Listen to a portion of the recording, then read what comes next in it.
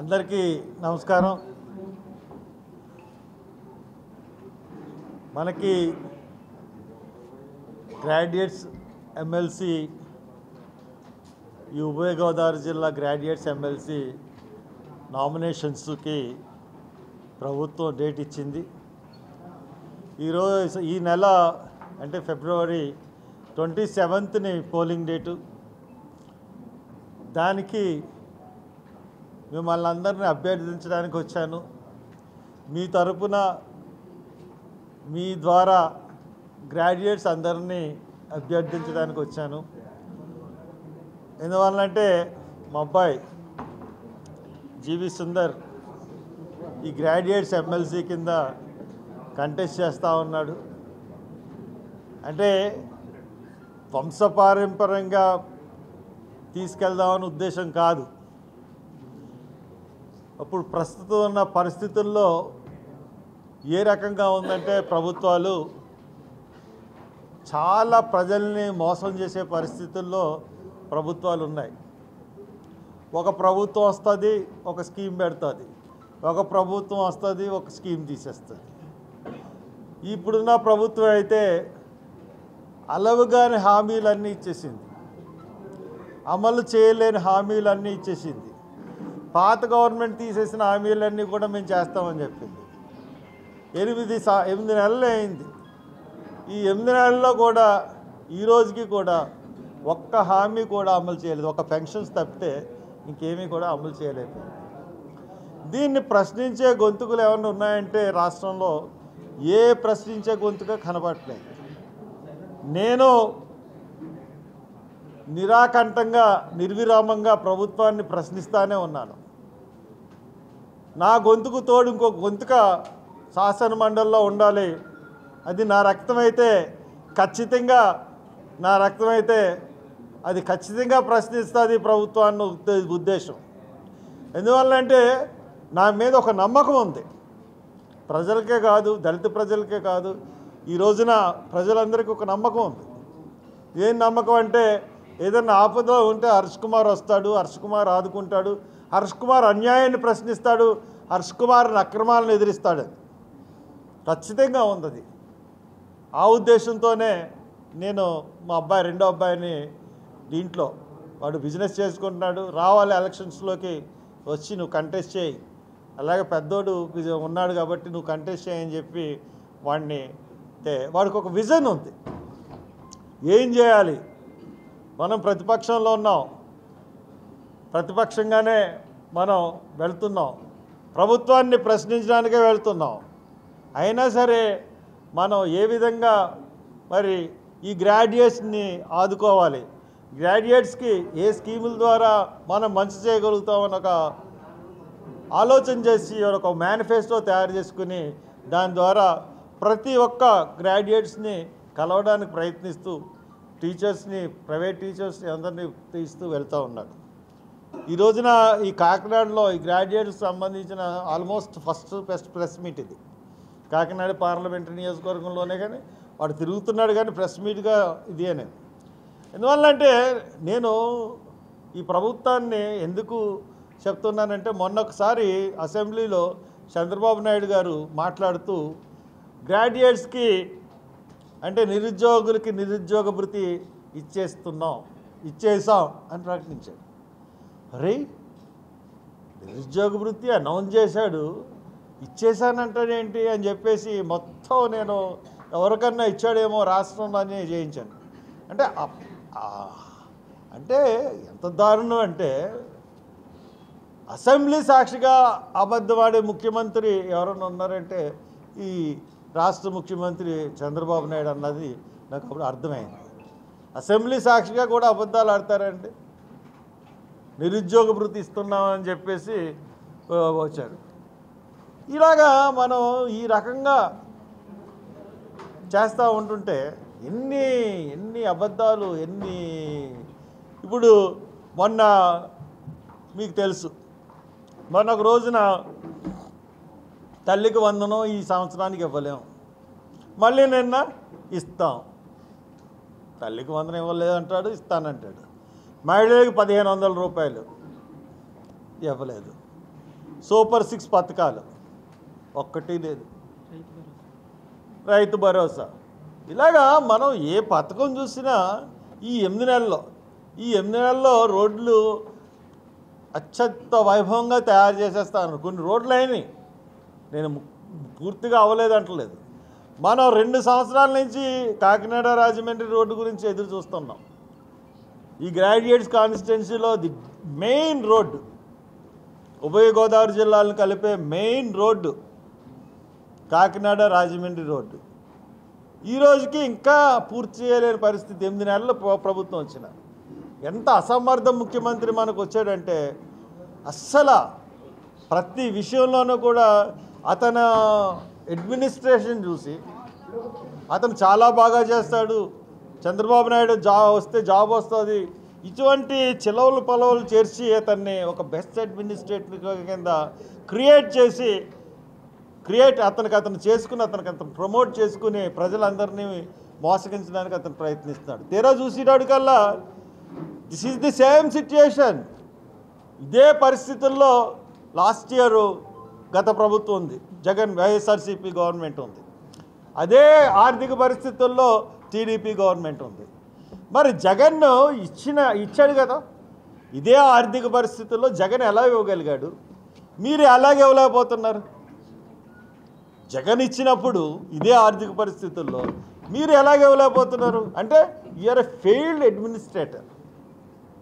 పూర్తిగా మీరు అడ్మినిస్ట్రేషన్లో పూర్తిగా ఇదయ్యారు. ఇక మొన్న టీచర్స్కి ఫీజు రియంబర్స్మెంట్స్, ప్రైవేట్ టీచర్స్ ఉద్యోగాల జీతాల గురించి మనం January 11న ఆయన ఒక ప్రెస్ రిలీజ్ చేశాడు, ప్రెస్ మీట్ చెప్పాడు, ప్రెస్కి చెప్పాడు, నేను ఈ ఫీజు రియంబర్స్మెంట్ అంతా అందరికీ వేసేస్తున్నానని చెప్పి. నిజమే కాబోలు అనుకున్నాం. సరే పాప 6 నెలల నుంచి మా కాలేజీలోనే 6 నెలల నుంచి జీతాలు ఇవ్వలేకపోతున్నాం. ఇతను ఇప్పుడు వచ్చి 8 నెలలు అయింది, ఒక్క నయా పైసా రిలీజ్ చేయలేదు. అంతకుముందు 2019 సంవత్సరంలో ఇతను పెట్టిన బాకీ మాకు 1,87,00,000, అది కూడా ఇప్పటి వరకు ఇవ్వలేదు. అవన్నీ ఇస్తాడేమో అని అనుకుంటే అవి ఇవ్వడంట, ఈ క్వార్టర్ ఇస్తాడంట. అయినా కానీ 11వ తారీఖున అనౌన్స్ చేసింది, ఈవేళ 2వ తారీఖు. ఈ రోజుకి పిల్లలకి స్కాలర్షిప్స్ అమౌంట్స్ కానీ ఫీజు రియంబర్స్మెంట్ కానీ ఏమీ వేయలేదు. అంటే షార్ట్ టైం అబద్ధాలు కూడా గొప్పగా చెప్పేస్తున్నాడు. నిన్న ఢిల్లీ వెళ్ళాడు, ఢిల్లీ వెళ్ళే మరి విజన్ అన్నాడు, విజన్ డాక్యుమెంట్ అన్నాడు, తర్వాత భారతదేశం అన్నాడు, కేజ్రీవాల్ ఏం చేయలేదు అన్నాడు. ఈయన అన్నీ ఇంప్లిమెంట్ చేసి అన్నీ చేసేస్తున్నావు అని చెప్పేసి మంచి మేకప్ వేసుకుని బ్రహ్మాండంగా చెప్పాడు. తీరా చూస్తే ఇతను చెప్పినవన్నీ ఢిల్లీ ప్రజలకు చెప్తా ఉన్నాను, శుద్ధ అబద్ధాలు. ఇతను ఫెయిల్డ్ ముఖ్యమంత్రి, ఒక్క హామీ కూడా అమలు చేయలేని ముఖ్యమంత్రి. ఇటువంటి ముఖ్యమంత్రిని ఖచ్చితంగా అడిగే గొంతు శాసన మండలిలో ఉండాలి. ఇంత ముందున్న వాళ్ళు ఏ రకంగా అడిగారో నాకైతే తెలియదు, కానీ ఖచ్చితంగా సుందర్ని నేను పంపిస్తున్నాను, ఖచ్చితంగా అడుగుతాడు. అందరికీ నమస్కారం అండి. నేను జీవి సుందర్, అమలాపురం మాజీ పార్లమెంట్ సభ్యులు హర్ష్ కుమార్ గారి అబ్బాయిని. నాన్నగారు చెప్పినట్టుగా ఈస్ట్ వెస్ట్ గోదావరి గ్రాడ్యుయేట్స్ నియోజకవర్గం నుంచి నా ప్రాతినిధ్యం వహించడానికి ఒప్పుకొని మీ అందరి ముందుకి గ్రాడ్యుయేట్ ఎమ్మెల్సీ కంటెస్టెంట్గా వచ్చాను. అయితే నన్ను ఈస్ట్ వెస్ట్ గోదావరి గ్రాడ్యుయేట్ ఎమ్మెల్సీగా నిన్ను పోటీలో నించోబెడతాను అని నాన్నగారు నాకు చెప్పిన తర్వాత నేను ఒకటే ఆలోచించుకున్నాను. నాకు యూజువల్గా ఏ పని చేసినా కానీ కొంత హోంవర్క్ చేసుకోవడం అలవాటు. ఆ హోంవర్క్లో భాగంగా నా ముందు పోటీ చేసి నగ్గిన 3 గ్రాడ్యుయేట్ ఎమ్మెల్సీల యొక్క పనితీరు రైట్ టు ఇన్ఫర్మేషన్ యాక్ట్ పెట్టుకుని తీయించుకోవడం జరిగింది.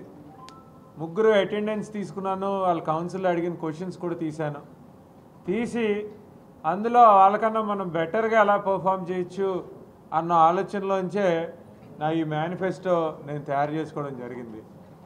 ఇందులో నాకన్నా ముందు పనిచేసిన వాళ్ళు ఏ పాయింట్స్ మిస్ అయ్యారు అని చూసుకుంటే కనుక, నా ముందు పనిచేసిన వాళ్ళందరూ కూడా అంటే ఒక ఇద్దరిని చెప్తాను. వాళ్ళు అంటే గ్రాడ్యుయేట్ కాన్స్టిట్యున్సీ అనగానే ఎంత ఖర్చు పెడతారు అన్న ఆలోచన వస్తుంది. లేదంటే నా ముందు జస్ట్ 2019లో కమ్యూనిస్ట్ పార్టీ నుంచి ఎన్నికైన ఆయన గ్రాడ్యుయేట్ సమస్యల గురించి తక్కువ మాట్లాడారు, ఎక్కువ ప్రభుత్వ ఉద్యోగస్తుల గురించి మాట్లాడారు. నేను నా దృష్టిలో గ్రాడ్యుయేట్ ఎమ్మెల్సీ అనగానే నిరుద్యోగ సమస్య గురించి మాట్లాడాలి, లేదంటే ఎంప్లాయ్మెంట్ జనరేషన్ గురించి మాట్లాడాలి, లేదంటే గ్రాడ్యుయేట్ అయి బయటకు వస్తున్న పిల్లలు ఎవరైతే ఉన్నారో వాళ్ళ సమస్యల్ని ప్రభుత్వం దృష్టికి తీసుకెళ్ళి వాటిని ఎఫెక్టివ్గా రిప్రజెంట్ చేయాలి అన్న ఆలోచనలోంచి నా ఈ మేనిఫెస్టో నేను రెడీ చేసుకోవడం జరిగిందండి. ఇందులో ముఖ్యంగా నేను తీసుకున్న points education, employment, job security, గ్రాడ్యుయేట్స్కి సంబంధించి. ఇందులో మెయిన్ పాయింట్స్ మీకు చెప్తాను. అది ఎంప్లాయ్మెంట్ ఎక్స్చేంజ్ సెంటర్. ఈ ఎంప్లాయ్మెంట్ ఎక్స్చేంజ్ సెంటర్ ద్వారా నిరుద్యోగులు లేదంటే గ్రాడ్యుయేట్ చదివి బయటకు వస్తున్న పిల్లలు, విద్యా సంస్థల్లో గ్రాడ్యుయేట్ చదువుతున్న పిల్లల యొక్క స్కిల్ సెట్స్ ఈ ఎంప్లాయ్మెంట్ ఎక్స్చేంజ్ ఆఫీసర్ తెలుసుకుంటాడు.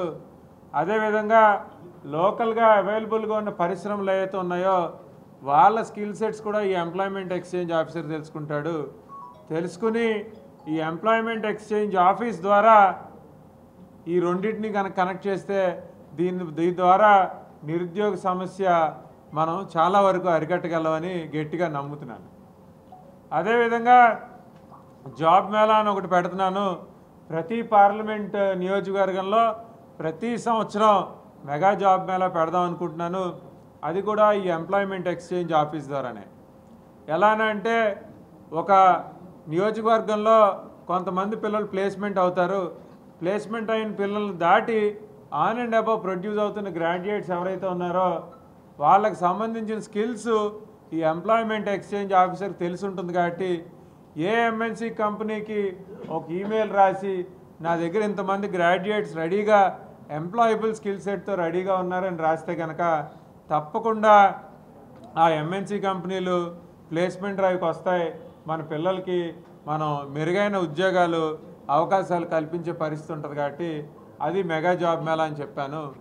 తర్వాత కాంట్రాక్ట్ ఉద్యోగస్తులకు సంబంధించి జాబ్ సెక్యూరిటీ చాలా ఇంపార్టెంట్.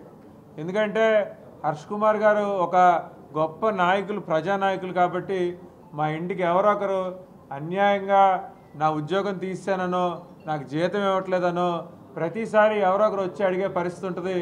ఆ లెర్నింగ్స్ నుంచి కాంట్రాక్ట్ ఉద్యోగస్తులకు సంబంధించి వాళ్ళకి జాబ్ సెక్యూరిటీ ఇవ్వాలని, వాళ్ళ సర్వీస్ అకౌంటబిలిటీ ఇవ్వాలని, వాళ్ళకి టైమ్లీ పేమెంట్ ఆఫ్ శాలరీస్ ఇవ్వాలని అది కూడా నేను నా మేనిఫెస్టోలో రాశాను.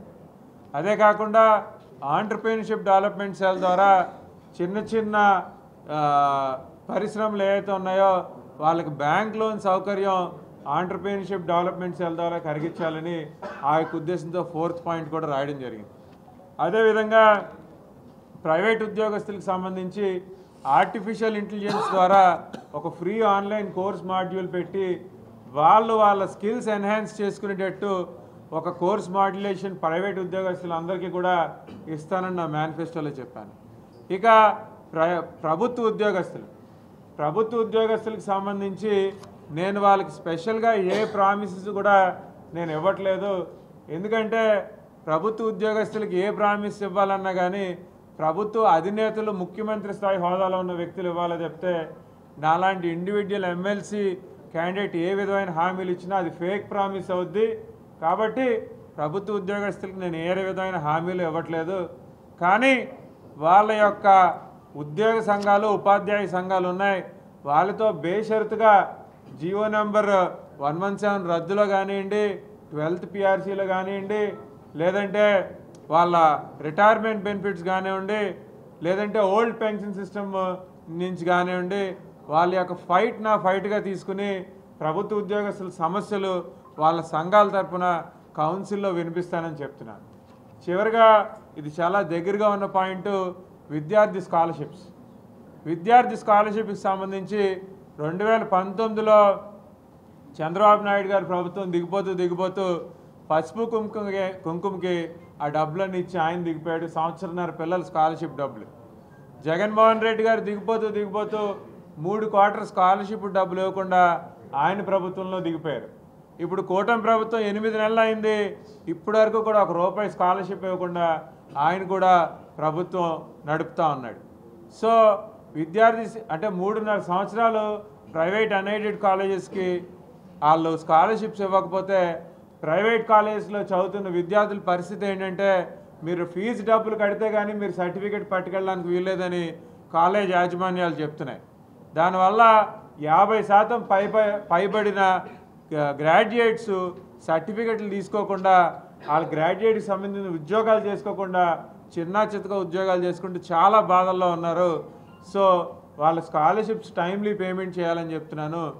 ఎప్పుడైతే వాళ్ళ ఫీజులు రావట్లేదో ఆ పిల్లలు అన్ఎయిడెడ్ కాలేజ్లో ఉన్న టీచర్స్ పరిస్థితి ఎలా ఉందంటే 3 నెలల నుంచి 6 నెలల వాళ్ళ జీతాలు బకాయిలు ఉన్నాయి. ప్రైవేట్ టీచర్స్ పరిస్థితి చాలా అంటే చాలా దారుణంగా ఉంది. సో డెఫినెట్గా స్కాలర్షిప్స్ టైమ్లీ పేమెంట్ చేయాలని చెప్పి నేను కౌన్సిల్ లోపల బయట కూడా ప్రతి కౌన్సిల్ సమావేశంలో వాళ్ళ వాయిస్ నా వాయిస్గా చేసుకుని వినిపిస్తానని, ఇది నా మేనిఫెస్టో అని మీ అందరికీ ఈ సభాముఖంగా చెప్తున్నాను. వాళ్ళు టెంట్లు వేసుకుని వాళ్ళు జనరల్గా పబ్లిక్ దగ్గర తీసుకున్నారండి. నేను సొంతంగా 63,000 ఓట్లు రిజిస్టర్ చేసుకోవడం జరిగింది. అది నా సొంతంగా నేను చేసుకున్న బలం. అది మించి కూటమి అభ్యర్థి పరిస్థితి ఎలా ఉందంటే ఆయన ఎమ్మెల్యేల సెక్యూరిటీలో తిరుగుతున్నాడు. ఆయన ఎక్కడ కూడా వాటర్ దగ్గరికి వెళ్ళి ఏ విధంగా కూడా ఆయన మేనిఫెస్టో చెప్పే పరిస్థితి లేదు. ఆయన చేస్తానన్న మంచి చెప్పే పరిస్థితి లేదు. కూటమి క్యాండిడేట్ పరిస్థితి ఎలా ఉందంటే మొన్న ఏదో స్కూల్కి వెళ్ళి ఇలాగే మేనిఫెస్టో ఏదో చెప్తానంటే వాళ్ళు కాలర్ పట్టుకున్నంత పని చేశారంట. ఎందుకంటే ఎక్కడికన్నా వెళ్ళి ఓట్లు అడుగుతుంటే నిరుద్యోగ భృతి ఏదని అడుగుతున్నారు, జాబ్ క్యాలెండర్ ఏదని అడుగుతున్నారు, లేదంటే మొదటి సంతకం డిఎస్సి మీద పెట్టావు కదా ఏది ఆ డిఎస్సి అని అడుగుతున్నారు. గ్రాడ్యుయేట్స్ దగ్గరికి వెళ్ళి అడుగుతుంటే వాళ్ళు అడిగే ప్రశ్నలకి సమాధానం చెప్పలేక కూటమి క్యాండిడేట్ ఓన్లీ అంటే ఒక రోజులో 5-6 అసెంబ్లీ నియోజకవర్గాలు తిరగడం అంటే ఆయన ఏ రకంగా తిరుగుతున్నాడో మీరే అర్థం చేసుకోండి. నాకు మామూలుగా మండలం తిరగడం కూడా కుదరట్లే. ఒక రోజులో 5 అసెంబ్లీలు తిరుగుతున్నాడు అంటే ఒక మెరుపు తీగలాగా తిరిగి వెళ్ళిపోతున్నాడు తప్పితే ఆయనకు ఒక మేనిఫెస్టో లేదు, ఒక జాబ్ సెక్యూరిటీ గురించి మాట్లాడడం లేదు, ఒక కాంట్రాక్ట్ ఉద్యోగం గురించి మాట్లాడడం లేదు, ఒక ప్రైవేట్ టీచర్ గురించి కూడా ఆయన మాట్లాడే ధైర్యం చేయట్లేదు. హోదాలోనే హర్ష్ కుమార్ గారి నాయకత్వంలో నేను గ్రాడ్యుయేట్ ఎమ్మెల్సీగా పోటీ చేస్తున్నాను. ఇది కూటమి సంబంధించిన పార్టీ కాకుండా ఉన్న అన్ని పార్టీస్ సపోర్ట్ కూడా నేను జరుగుతుంది. అది కమ్యూనిస్ట్ పార్టీల సపోర్ట్ కూడా నేను అడిగాను, వైఎస్ఆర్ కాంగ్రెస్ పార్టీ సపోర్ట్ కూడా నేను అడిగాను. వాళ్ళ జిల్లా కమిటీలు కలుస్తున్నాను, వాళ్ళ జిల్లా ప్రెసిడెంట్ని కలిసి వాళ్ళ సపోర్ట్ అడిగాను. ఏ నియోజకవర్గానికి వెళ్ళినా కూడా అక్కడ ఎమ్మెల్యేలని లోకల్ ఎమ్మెల్యేలు కలుస్తున్నాను, కలిసి సపోర్ట్ అడుగుతున్నాను. అదేవిధంగా కూటమికి సంబంధించిన వాళ్ళ సపోర్ట్ కూడా అడుగుతున్నాను. నేను క్యాండిడేట్ని ప్రతి ఒక్కరి సపోర్టు కూడా నేను అడిగి ముందుకెళ్తున్నాను. ఇంకా ఆ ముహూర్తాలయ్యే చూస్తారు కదండి, అవి చూసి దాన్ని బట్టి మంచి ముహూర్తం రోజు మంచి రోజు చూసుకుని వేస్తాను. ఇంకా డేట్ ఫిక్స్ చేయలేదు. తప్పకుండా మీ అందరికీ చెప్పే నేను నా నామినేషన్ డేట్ ప్రకటిస్తానండి.